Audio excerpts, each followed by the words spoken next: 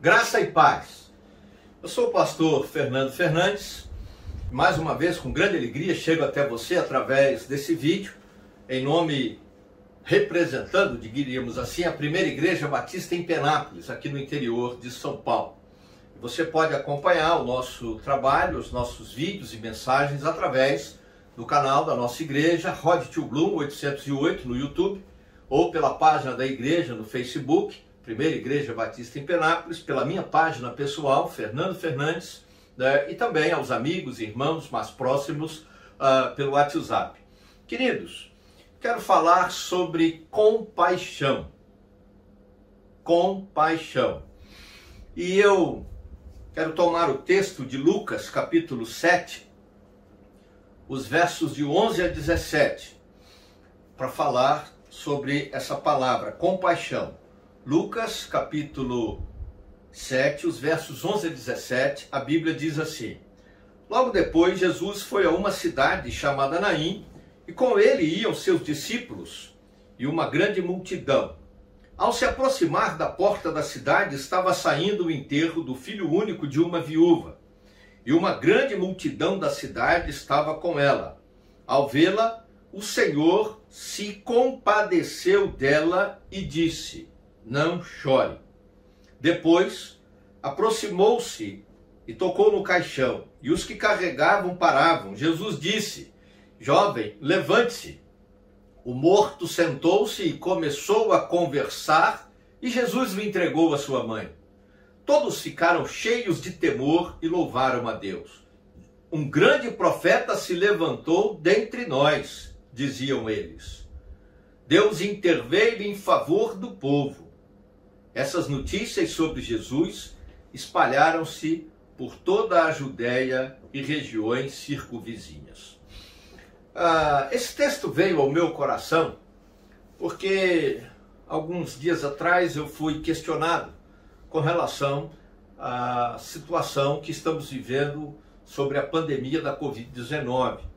E de pessoas, inclusive algumas delas ditas evangélicas, pastores, líderes, que assumem uma posição, como se diz hoje em dia, está na moda, negacionista. Eu sei de casos de pastores que chegam a dizer que tiveram uma revelação de Deus para que os membros da sua igreja não tomem vacina. Eu não acredito nisso. Eu acho que essa pessoa está totalmente equivocada. E também de pessoas que dizem, bom, mas se Deus sabe todas as coisas, eu ouvi isso de uma pessoa evangélica, e ninguém morre fora do tempo de Deus, do propósito de Deus, porque Ele sabe tudo e controla tudo, então não tem necessidade de ficar com esse desespero, lockdown, usar máscara, isso é coisa de comunista, que não sei o que lá. E aí a palavra que veio ao meu coração foi essa, compaixão. Até uma vez me perguntaram também, não faz muito tempo, né, num contexto de uma cidade de 64 mil habitantes, 120 mortes no período de um ano, se isso era muita gente. E eu disse sim, para a esposa que perdeu o marido, para os filhos que perderam o pai, para a mãe que perdeu um filho, para os irmãos que perderam um irmão querido. É muita gente.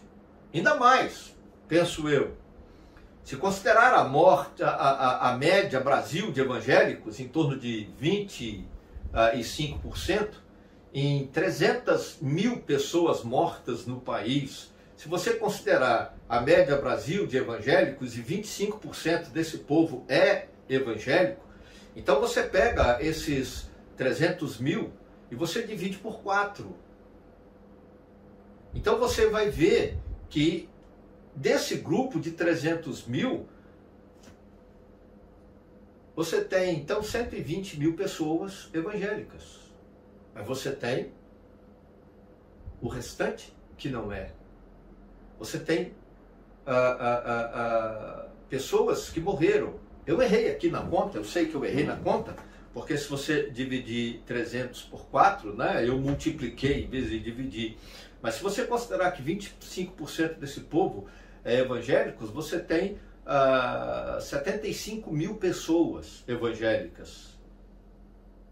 Então você tira de 300 mil, 75 mil pessoas, e você vai ver a quantidade de pessoa que morreu sem Jesus Cristo, sem crer em Jesus Cristo.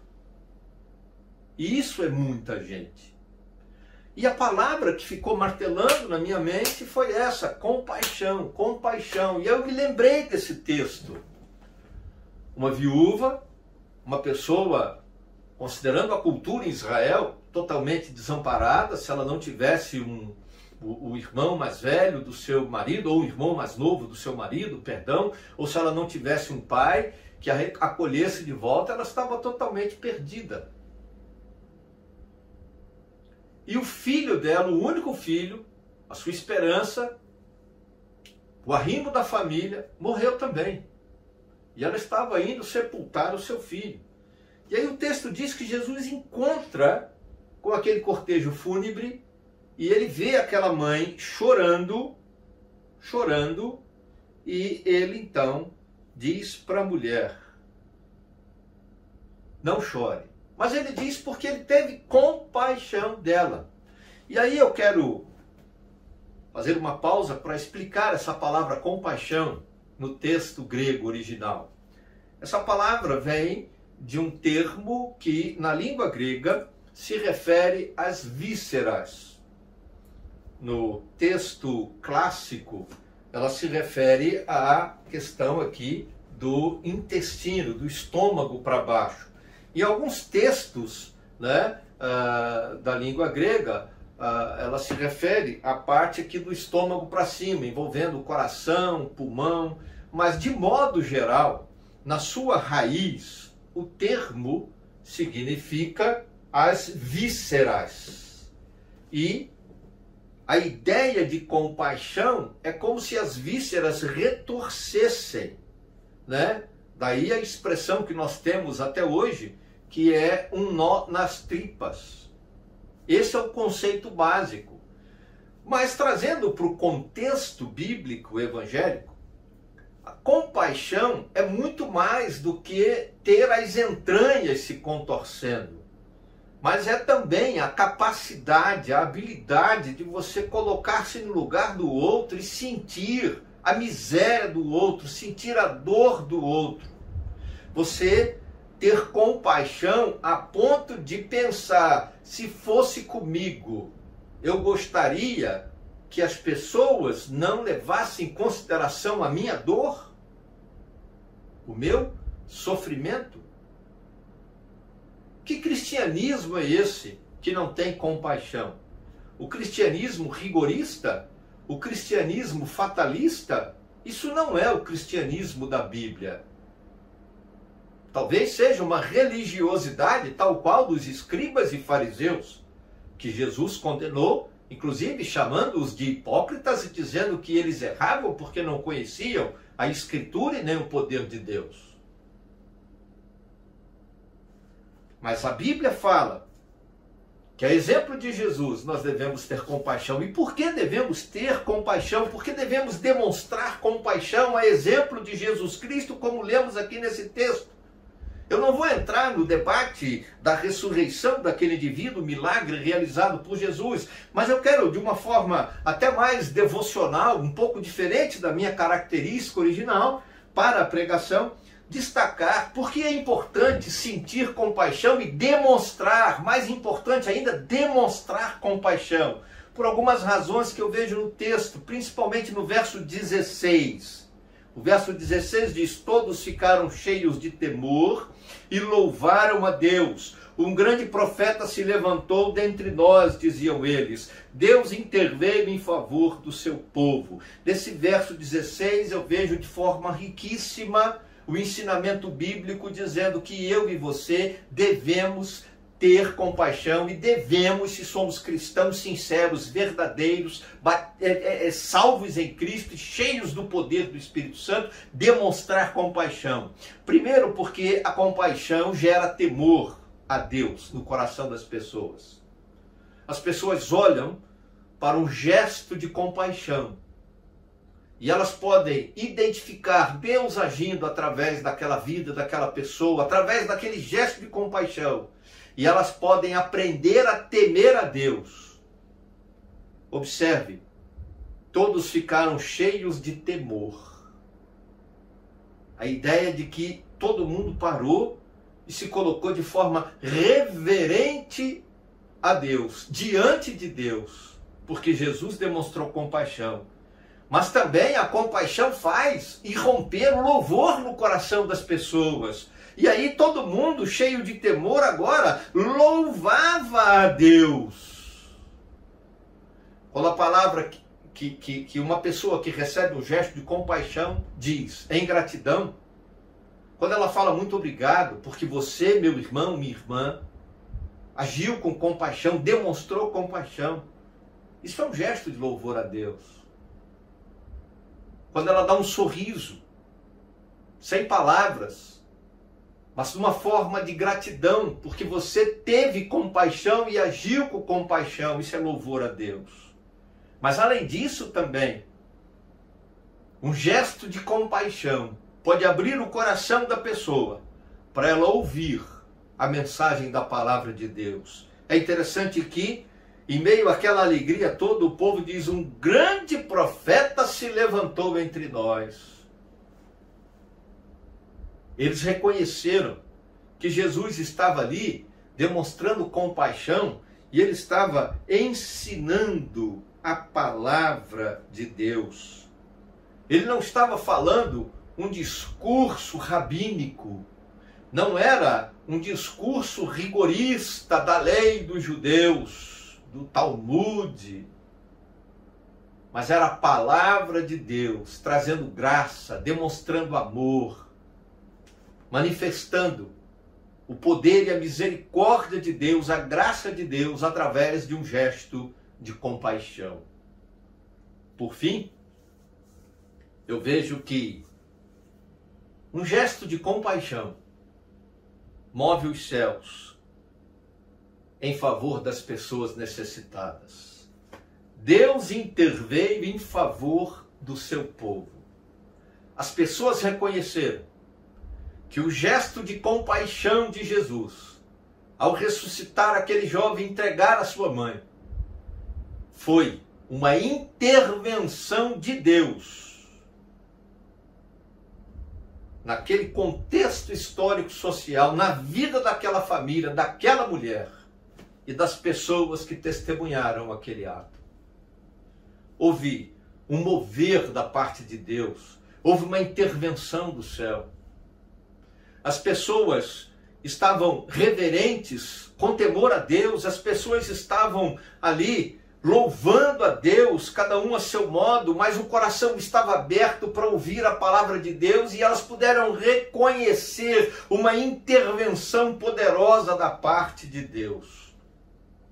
E essa intervenção poderosa da parte de Deus é a própria pessoa de Jesus Cristo, o grande profeta de Deus, promovendo vida, porque teve compaixão de uma mulher, porque demonstrou compaixão àquela viúva, agora com seu filho morto. Porém, pelo poder de Deus, pelo mover de Deus, pela intervenção de Deus, com motivos de gratidão e louvor, porque o seu filho fora ressuscitado por Jesus Cristo. Querido, demonstrar compaixão, agir com compaixão, é algo muito nobre, muito importante e deve ser algo muito comum e simples para o cristão. Porque, como disse no texto, sem entrar na questão da teologia do texto, mas eu creio dessa forma, a compaixão gera temor a Deus no coração das pessoas. A compaixão, um gesto de compaixão faz irromper no coração das pessoas louvor a Deus e gratidão. Um gesto de compaixão quebra barreiras e abre o coração das pessoas para que elas ouçam a palavra de Deus, a mensagem do Evangelho. de Jesus Cristo, grande profeta. Um ato, um gesto de compaixão move os céus e pode transformar uma vida. Pode gerar vida abundante em Cristo Jesus.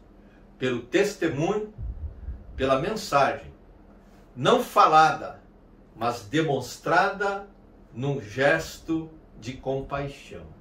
A minha oração, em nome de Jesus, é que você assuma este compromisso de ser uma pessoa compassiva, uma pessoa que demonstra compaixão, que age em favor do necessitado, do aflito, com compaixão, para que elas possam temer a Deus, louvar a Deus, ouvir a palavra de Deus e experimentar a bênção, o milagre, um toque poderoso, renovador de Deus. Querido Deus e Pai, perdoa-nos se falhamos, ajuda-nos para o louvor da Tua glória.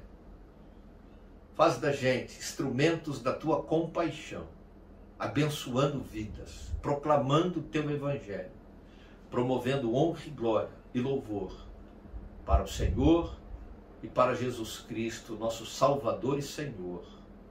No nome de quem oramos, abençoando a vida de quem nos assiste agora, profetizando bênçãos sobre a casa deles, milagre de compaixão, para o louvor da Tua glória. Eu abençoo em nome de Jesus. Amém.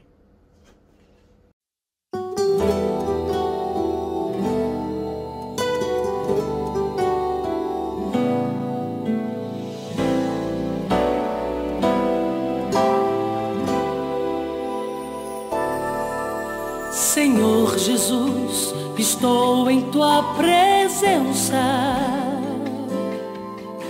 prostrado a adorar o Teu nome. Receba o louvor que ofereço a Ti, meu Pai, e abençoa os Teus servos aqui. Senhor Jesus, sei que não mereço Teu amor, Tua graça, Tua compaixão. Mesmo assim Tu te entregaste, sendo eu pobre pecador, me aceitaste do jeito que eu sou. Pra sempre te amar, pra sempre te exaltar, Senhor, entoando hinos de louvor, com prazer, prazer poder sentir Tua glória me invadir, Senhor, inundando todo meu viver. Senhor Jesus, sei que não mereço Teu amor, Tua graça, Tua compaixão. Mesmo assim Tu te entregaste, sendo eu pobre pecador, me aceitaste do jeito que eu sou. Pra sempre te amar, pra sempre te exaltar, Senhor, entoando hinos de louvor, com prazer, prazer poder sentir Tua glória me invadir, Senhor, inundando